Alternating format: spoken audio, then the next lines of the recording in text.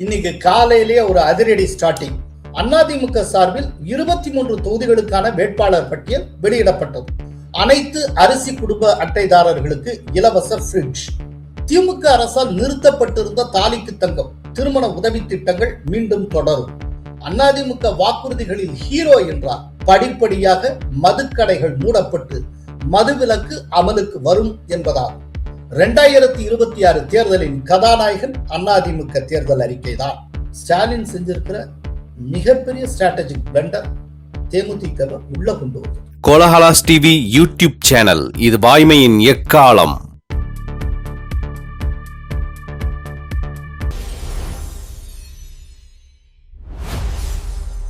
அதிரடியாக ஆட்டத்தை ஆரம்பித்து விட்டதே அதிமுக. வணக்கம் நண்பர்களே. இன்னைக்கு காலையிலேயே ஒரு அதிரடி ஸ்டார்டிங். அதிமுக சார்பில் 23 தொகுதிகளுக்கான வேட்பாளர் பட்டியல் வெளியிடப்பட்டது. இப்போ அந்த வேட்பாளர் பட்டியல் படி எந்தெந்த தொகுதியில் யார் போட்டியிடுகிறார் அப்படிங்கிறத பார்க்கலாம். எடப்பாடி தொகுதி Edappadi K Palaniswami, Veppanahalli K P Munusamy, Dindigul Srinivasan, Natham Viswanathan, Thondamuthur S P Velumani, Kumarapalayam P Thangamani, Royapuram D Jayakumar, Mailam C V Shanmugam, Madurai மேற்கு Sellur Raju, Palacode K P Anbalagan, Nannilam R Kamaraj, Vedaranyam O S Manian, Viralimalai doctor C Vijayabaskar, Kovilpatti Kadambur Raju, Thirumangalam R Udhayakumar, Sivakasi K T Rajendra Balaji, Maduravoyal ஆ Benjamin, Kalasapakkam agri S S Krishnamurthy, Thiruparankundram V we Rajan Chellappa, Bhavani K C Karuppannan, Jolarpet K C Veeramani, Karur M R Vijayabaskar, Ariyalur Thamarai S Rajendran. So இதுதான் ஏடிஎம்கே இன்றைக்கு காலை வெளியிட்டு இருக்கக்கூடிய 23 வேட்பாளர்களை கொண்ட பட்டியல். இந்த 23 தொகுதிகளில் எந்த ஒரு ஆச்சரியமும் இல்லை. ஆல்ரெடி அந்த தொகுதியில் யார் வெற்றி பெற்றிருக்கிறாங்களோ அவங்களே தான் திரும்ப ரீட்டைன் பண்ணியிருக்காங்க. இந்த 23 முக்கியமான தலைவர்கள் தொடர்பான ஒரு பட்டியல். ஸோ இதில் எந்த மாற்றமும் இல்லாமல் அது அப்படியே தொடர்கிறது. இல்லை ஒன்னே ஒன்று என்னன்னா, திருப்பரங்குன்றம் மீண்டும் அதிமுகவுக்கே போகுமா இல்லாட்டி இந்த தடவை பிஜேபிக்கு கொடுக்குமான்னு யோசிச்சுட்டு இருந்தாங்க. ஏன்னா இந்த கார்த்திகை தீபம் தொடர்பான வழக்கு, அது சம்பந்தப்பட்ட விவகாரங்களை ஒட்டி திருப்பரங்குன்றத்துக்கு ஒரு நேஷனல் இம்பார்ட்டன்ஸ் கிடைச்சது. அதனால ஒருவேளை அது பிஜேபிக்கு கைமாறலாம் அப்படின்னு எதிர்பார்க்கப்பட்டது. ஆனால் திருப்பரங்குன்றம் அதிமுகவே எடுத்துக்கொண்டிருக்கிறது. ஆனால் இதுக்கு முன்னால அது அதிமுக தான் தொடர்ந்து ஜெயிச்ச தொகுதி. அதை திருப்பரங்குன்றத்துல ராஜன் செல்லப்பா விட்டு கொடுக்க மாட்டாங்க. அவர் ரொம்ப முக்கியமானவர், ஒரு ஹெவி வெயிட். அதனால அவர் தான் நிப்பார்னு எல்லாரும் எதிர்பார்த்தாங்க. அது போலவே அது நடந்திருக்கிறது. ஸோ ஒரு விதத்துல பாத்தீங்கன்னா இந்த லிஸ்ட்ல இருக்கிற எல்லா பேரும் எல்லா தொகுதிகளும் எதிர்பார்க்கப்பட்டது தான். இல்லை வியப்புன்னு எதுவும் இல்லை. நான் ஏடிஎம்கே டாப் லெவல் சோர்ஸ்ல இருந்து என்ன கேள்விப்பட்டேன்னா, ஏடிஎம்கே சார்பில் இப்ப யாரெல்லாம் சிட்டிங் எம்எல்ஏஸ் இருக்காங்களோ அவங்க அத்தனை பேருக்குமே திரும்ப சீட்டு வழங்கப்படும். மீதி அதிமுக போட்டியிடக்கூடிய இடங்கள்ல மாவட்ட செயலர்கள் நிலையில இருக்கிறவங்களுக்கு வாய்ப்பு வழங்கப்படும் அப்படின்னு நான் கேள்விப்பட்டேன். அதாவது ஒவ்வொரு தொகுதியும் அதிக அளவுக்கு பணத்தை செலவழிக்கக்கூடிய வல்லமை பெற்ற, அதே நேரத்தில் கட்சியில ஒரு முக்கியமான ஒரு கவர்டட் போஸ்ட்ல இருக்கக்கூடிய விஐபிஸை மட்டுமே ஒவ்வொரு தொகுதியிலையும் களமிறக்குவது. எந்த தொகுதியை ஈஸியா எடுத்துக்க கூடாது அப்படின்னு அதிமுக தலைமை முடிவு செய்திருப்பதாக நான் பல நாட்களுக்கு முன்பே கேள்விப்பட்டேன். இப்போ ஃபர்ஸ்ட் லிஸ்ட் அதை என்ஷூர் பண்ற மாதிரி இருக்கு. இந்த தேர்தலின் கதாநாயகன் அதிமுகவின் தேர்தல் அறிக்கையா? ரொம்ப கரெக்டா சொன்னீங்க. நீங்கள் சொன்னது போல 2026 சட்டப்பேரவை தேர்தலின் கதாநாயகன் அதிமுகவின் தேர்தல் அறிக்கை. ஏடிஎம்கேயுடைய அதிரடி தேர்தல் அறிக்கை வெளியிடப்பட்டது. எடப்பாடியார் நேற்றைக்கு சிக்ஸர் மேல சிக்ஸர் அடித்தார். நேற்று மார்ச் 24 மாலை சென்னை ராயப்பேட்டையில் உள்ள அதிமுக தலைமையகத்தில் அதிமுக பொதுச் செயலாளர் எடப்பாடி பழனிசாமி தேர்தல் அறிக்கையை வெளியிட்டார். மகளிர் நலன், விவசாயிகள் நலன், மாணவர் நலன், மீனவர் உள்ளிட்ட அனைத்து பிரிவினர் நலன், உள்கட்டமைப்பு வளர்ச்சி, தமிழகத்தின் சிறப்பான எதிர்காலத்துக்கான வாக்குறுதிகள் பலவும் இடம்பெற்றிருந்தன. மகளிரை மையமாக கொண்ட அதிமுக வாக்குறுதிகள் என்னென்ன என்பதை பார்ப்போம். அனைத்து அரிசி குடும்ப அட்டைதாரர்களுக்கு இலவச ஃப்ரிட்ஜ். திமுக அரசால் நிறுத்தப்பட்டிருந்த தாலிக்கு தங்கம் திருமண உதவி திட்டங்கள் மீண்டும் தொடரும். திமுக அரசால் ஏற்றப்பட்ட வரிச்சுமை மற்றும் விலைவாசி ஏற்றத்தை சமாளிக்க ஒவ்வொரு குடும்பத்திற்கும் ரூபாய் 10,000 சிறப்பு உதவித்தொகை. அனைத்து குடும்ப அட்டைதாரர்களுக்கும் ஒவ்வொரு மாதமும் உதவித்தொகை ரூபாய் 2,000. ஆண்டுக்கு 3 கேஸ் சிலிண்டர்கள் இலவசம். குடும்ப அட்டைதாரர்களுக்கு தற்போது வழங்கப்பட்டு வரும் விலையில்லா அரிசியோடு 1 கிலோ பருப்பு, 1 லிட்டர் சமையல் எண்ணெய் இலவசம். ஒவ்வொரு ஆண்டும் பொங்கல் தொகுப்புடன் ரூபாய் 1000. ஆண்டுதோறும் தீபாவளி பண்டிகைக்கு குடும்ப அட்டை வைத்துள்ள அனைத்து பெண்களுக்கும் ஆண்களுக்கும் தரமான சேலை, தரமான வேட்டி வழங்கப்படும்.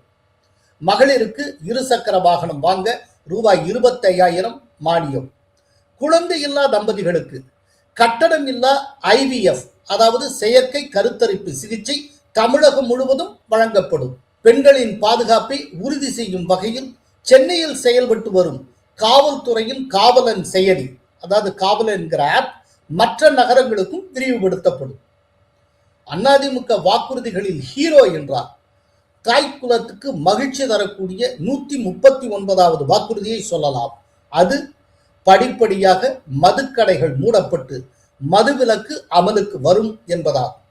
சோ டாஸ்மாக மூடக்கூடிய பிராமிஸும் அதிமுக வாக்குறுதிகளில் இடம்பெற்றிருக்கிறது. அதுக்கப்புறம் விவசாயிகளுக்கு மிகுந்த முக்கியத்துவம் தந்திருக்கிறது அதிமுக தேர்தல் அறிக்கை. மொத்தம் 58 வாக்குறுதிகள் விவசாயிகளை மையப்படுத்தி கொடுக்கப்பட்டுள்ளன.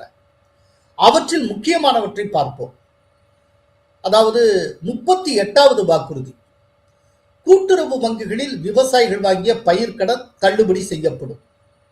45வது வாக்குறுதி, நிலமற்ற விவசாய கூலி தொழிலாளர்களுக்கு வீடு, கல்வி, வேலைவாய்ப்பு உதவித்தொகை வழங்கப்படும்.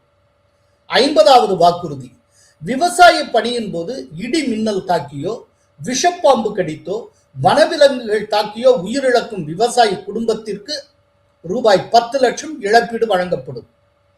74வது வாக்குறுதி, அத்திக்கடவு அவிநாசி திட்டம் phase 2 முனைப்போடு செயல்படுத்தப்படும். 78வது வாக்குறுதி, ஊராட்சி பகுதிகள் அனைத்திலும் பாதுகாக்கப்பட்ட தடையற்ற குடிநீர் வழங்கப்படும். 80வது வாக்குறுதி, கோதாவரி காவிரி நதிநீர் இணைப்பு திட்டத்தை செயல்படுத்த நடவடிக்கை எடுக்கப்படும். 81வது வாக்குறுதி, முல்லை பெரியாறு அணையில் 152 அடி தண்ணீர் தேக்கி வைக்கும் பணி தொடரும். அதற்கடுத்தது 100 நாட்கள் வேலைவாய்ப்பு திட்டம் 150 நாட்களாக உயர்த்தப்படும். அறுவடை செய்த நெல்லை உலர்த்துவதற்கான உலர்களம், உற்பத்தியான நெல் உள்ளிட்ட தானியங்களை பத்திரமாக பாதுகாப்பாக வைத்து பராமரிக்க கிட்டங்கிகள், எளிதில் அணுகக்கூடிய பழம், காய் போன்றவற்றை பராமரிக்க மாநிலம் முழுவதும் குளிர்பதன கிட்டங்கிகள் அமைக்கப்படும் என்கின்ற வாக்குறுதி. அதற்கு அடுத்தது ரொம்ப முக்கியமானது, சேலம் மாவட்டம் தலைவாசலில் அமைக்கப்பட்டிருக்கும் கால்நடை பூங்கா மேம்படுத்தப்பட்டு அதன் வாயிலாக திட்டமிட்டபடி ஆராய்ச்சி பணிகள் மேற்கொள்ளப்பட்டு அதிக பால் தரும் கலப்பின பசுக்களை உருவாக்கும் திட்டம் செயல்படுத்தப்படும். இதன் மூலம் வெண்மை புரட்சி தீவிரப்படுத்தப்படும்.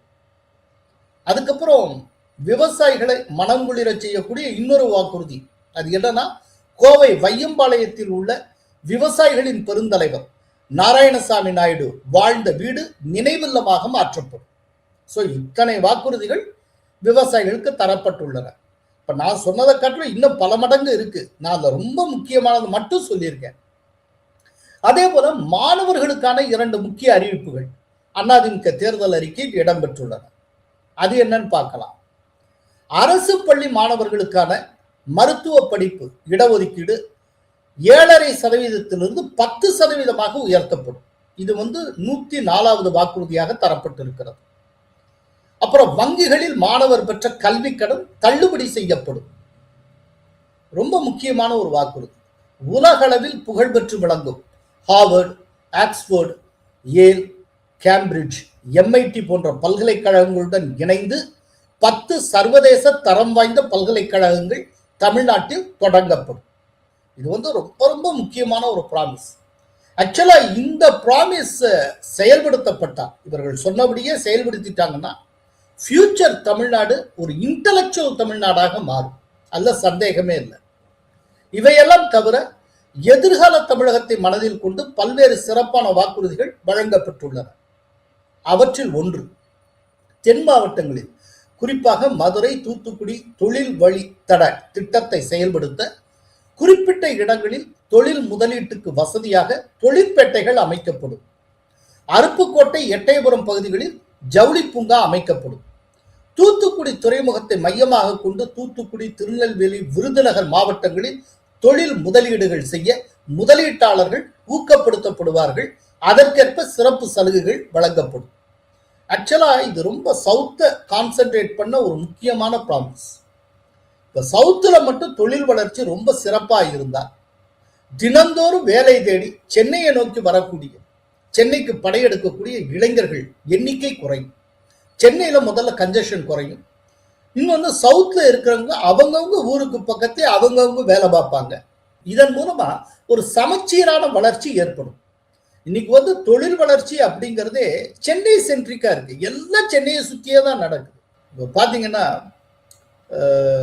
சவுத் தமிழ்நாட்டில் நாங்குநேரி பகுதியில் ஒரு ஸ்பெஷல் எக்கனாமிக் ஜோன் ஆரம்பிப்போம்னு முரசொலி மாறன் காலத்தில் அவர் தொழில் அமைச்சராக இருந்தபோது ஒரு ப்ராமிஸ் கொடுத்தாங்க. அதற்காக ஆயிரக்கணக்கான ஏக்கரை கையகப்படுத்தினாங்க. அதுல நூற்றுக்கணக்கான ஏக்கர் நாங்குநேரி ஜிஆர் இலவசமாக வழங்கியது. இவ்வளவு வாங்கி வளைச்சு போட்டு வச்சுட்டு இப்ப வரைக்கும் ஒரு செங்கல் கூட அடுக்கல. இப்போ அந்த ஸ்பெஷல் எக்கனாமிக் ஜோனை எதிர்காலத்தில் அதிமுக அரசு பயன்படுத்தும்னா அங்க தொழில் முதலீடுகள் பெருகுவதற்கு வாய்ப்பு தந்து தொழில் அதிபர்கள் அங்க கொண்டு வந்து பெரும் பெரும் தொழிற்சாலைகள் மற்றெல்லாம் கொண்டு வந்தால் சவுத் பிரமாதமாக வளரும். ஸோ அந்த வளர்ச்சி இந்த வடக்குக்கும் சவுத்துக்குமான ஒரு இம்பேலன்ஸ் இருக்குல்ல, சமச்சீரற்ற தன்மை, அதை இல்லாமல் ஆக்கும். தொழில் வளர்ச்சிங்கிறது ஒரு சமச்சீரா இருக்கணும். அப்படி இருந்தால்தான் ஒரு பக்கமா மொத்தமா மக்கள் தொகை பெருகுவது தடுக்கப்படும். ஸோ சென்னையை நோக்கி தினந்தோறும் படையெடுத்து கொண்டு இருக்கிற தெற்கிலிருந்து வரக்கூடிய இளைஞர்கள் அந்தந்த பகுதியிலேயே வேலை பெற்று அவங்கவுங்க ஊருக்கு பக்கத்துல நிம்மதியாக வாழ்வதற்கு ஒரு வழி ஏற்படும். அதற்கான ஒரு அடிப்படையாக இந்த ப்ராமிஸை நம்ம பார்க்க முடியும். இது தாண்டி இன்ஃப்ராஸ்ட்ரக்சரல் ஃபெசிலிட்டியை உருவாக்குவது தொடர்பான அந்த உள்கட்டமைப்பு தொடர்பாக 190வது வாக்குறுதி தொடங்கி 211வது வாக்குறுதி வரை மொத்தம் 22 வாக்குறுதிகள் வழங்கப்பட்டுள்ளன. பல்வேறு நகரங்களில் மெட்ரோ திட்டம் செயல்படுத்தப்படும் என வாக்குறுதி தரப்பட்டிருக்கிறது. அதாவது மதுரை, கோவை உள்பட பல்வேறு நகரங்களில். இவை தவிர அனைவருக்கும் பொதுவான பல்வேறு அறிவிப்புகளும் அதிமுக தேர்தல் அறிக்கையில் இடம்பெற்றுள்ளன. அவை என்னென்ன என்பதை பார்க்கலாம். 1. அம்மா உணவகம் மீண்டும் சிறப்பு பொலிவுடன் இயக்கப்படும். மாநகராட்சி, நகராட்சி பகுதிகள் மற்றும் அரசு மருத்துவமனை வளாகங்களில் தேவைக்கேற்ப அம்மா உணவகங்கள் திறக்கப்படும். 2000 அம்மா மினி கிளினிக்குகள் நவீன மருத்துவ வசதிகளுடன் மீண்டும் தொடங்கப்படும். வீடு இல்லாத குடும்பங்களுக்கு இலவச அம்மா வீடு வழங்கப்படும். மகளிரை போலவே ஆண்களுக்கும் கட்டணமில்லா இலவச பேருந்து பயண திட்டம் அமல் செய்யப்படும். ஆட்டோ ஓட்டுவர் புதிய ஆட்டோ வாங்க ரூபாய் 75,000 மானியமாக வழங்கப்படும். சோ இவையெல்லாம் ஏடிஎம்கே தேர்தல் அறிக்கையில் இடம்பெற்றிருக்கக்கூடிய முக்கியமான வாக்குறுதிகள். இதை தாண்டி ரொம்ப முக்கியமானது ஒண்ணு இருக்கு. இந்த டிஎம்கேக்கு ஆப்பு வைக்கக்கூடிய ஒரு வாக்குறுதி, அது 30வது வாக்குறுதி. அந்த வாக்குறுதி என்ன சொல்லுகிறது அப்படிங்கிறது பார்ப்போம். கடந்த 5 ஆண்டுகளில் துறைகள் தோறும் புறையோடி உள்ள ஊழலை கண்டறிந்து மக்கள் வரிப்பணத்தை சுரண்டி ஊழல் செய்த அலுவலர்கள் மற்றும் அமைச்சர்கள் மீது கடும் நடவடிக்கை எடுக்கப்படும். இது குறித்து ஏற்கனவே ஆளுநரிடம் கொடுக்கப்பட்ட புகார்கள் பரிசீலிக்கப்பட்டு முறையான நடவடிக்கைக்கு சம்பந்தப்பட்ட நபர்கள் உட்படுத்தப்படுவார்கள். சோ மொத்தமா 297 வாக்குறுதிகள் கொடுக்கப்பட்டுள்ளன. அவற்றில் விவசாயிகளை மையப்படுத்தி 58 வாக்குறுதிகள் தரப்பட்டுள்ளன. இதுல நேரடியா விவசாயிகளுக்குன்னு 36 வாக்குறுதி, நீர் மேலாண்மைக்கு 16, கால்நடைக்கு 6. ஆனால் இந்த மூணுமே டோட்டலா விவசாயிகளை சம்பந்தப்பட்டதுதான். அதனால விவசாயிகளுக்கு மட்டுமே தனியா 58 வாக்குறுதிகள் தரப்பட்டுள்ளன. சோ ஒரு விதத்துல பாத்தீங்கன்னா இந்த தேர்தல் அறிக்கையை விவசாயி சென்ட்ரிக் தேர்தல் அறிக்கை, மகளிர் சென்ட்ரிக் தேர்தல் அறிக்கை, மாணவர் சென்ட்ரிக் தேர்தல் அறிக்கை மற்றும் தமிழக வளர்ச்சி சென்ட்ரிக் தேர்தல் அறிக்கை என்று சொல்லலாம். அதனால நீங்க தொடக்கத்துல சொன்ன மாதிரி 2026 தேர்தலின் கதாநாயகன் அதிமுக தேர்தல் அறிக்கை தான். இதில் சந்தேகமில்லை. தேமுதிகவுக்கு 10 தொகுதிகள் ஒதுக்கப்பட்டுள்ளதே, அது பற்றி? அதாவது இந்த தேர்தலை பொறுத்தளவு திமுக தலைமை செய்திருக்கக்கூடிய மிகப்பெரிய பொலிட்டிக்கல் பிளண்டர் தேமுதிகவை உள்ள கொண்டு வந்தது. இது ஆல்ரெடி நான் சொல்லிட்டேன், திரும்பவும் சொல்றேன். இப்ப தேமுதிகவுக்கு 10 தொகுதிகள் ஒதுக்கப்பட்டுள்ளன. ஆல்ரெடி ஒரு ராஜ்யசபா சீட்டு வேற கொடுத்திருக்காங்க.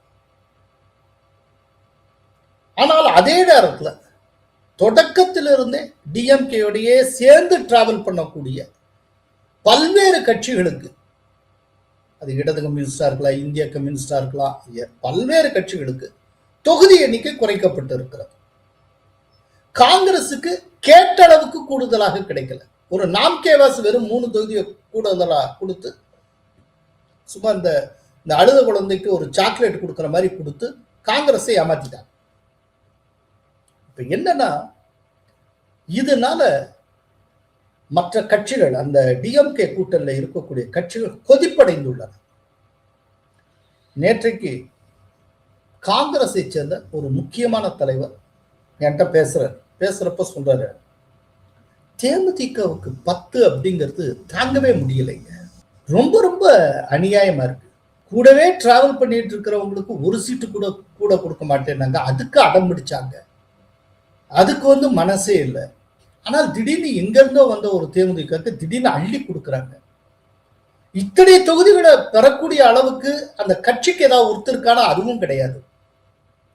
பெர்ஃபார்ம் பண்ணவே பண்ணாத ஒரு கட்சிக்கு என்ன அடிப்படையில் இந்த மாதிரி கொடுக்குறாங்க? இது என்ன ஸ்ட்ராட்டஜின்னே புரியல. ஒரு மோசமான ஸ்ட்ராட்டஜி. இதுவரைக்கும் டிஎம்கே சைட்ல எல்லாமே ரொம்ப ஸ்ட்ராட்டஜிக்கா நல்லா பண்ணிட்டு இருந்தாங்க. ஆனா இந்த தேர்தல் தொடங்கினதுல இருந்து, இந்த 2026 தேர்தலை அப்ரோச் பண்ண ஆரம்பிச்சதுல இருந்து அடுத்தடுத்து திமுக தலைமை தவறு செய்து கொண்டே இருக்கிறது. யாரோ திமுக தலைமை தவறாக வழி நடத்துகிறார். தேமுதிகவுக்கு 10 தொகுதி என்னது எங்க மனசு விட்டு போச்சு. இப்ப களத்துல எங்க கட்சிக்காரங்க இல்லாட்டி மற்ற தோழமை கட்சியை சேர்ந்தவங்க என்ன ஒர்க் பண்ணுவாங்கன்னு தெரியல. எல்லாம் வெறுத்து போயிட்டோம் அப்படின்னு அவர் சொன்னார். ரொம்ப முக்கியமான ஸ்டேட்மெண்ட். இந்த தடவை ஸ்டாலின் செஞ்சிருக்கிற மிகப்பெரிய ஸ்ட்ராட்டஜிக் பிளண்டர் தேமுதிகவை உள்ள கொண்டு வந்தது. நன்றி, வணக்கம். கோலஹலாஸ் டிவி யூடியூப் சேனல், இது வாய்மையின் எக்காலம்.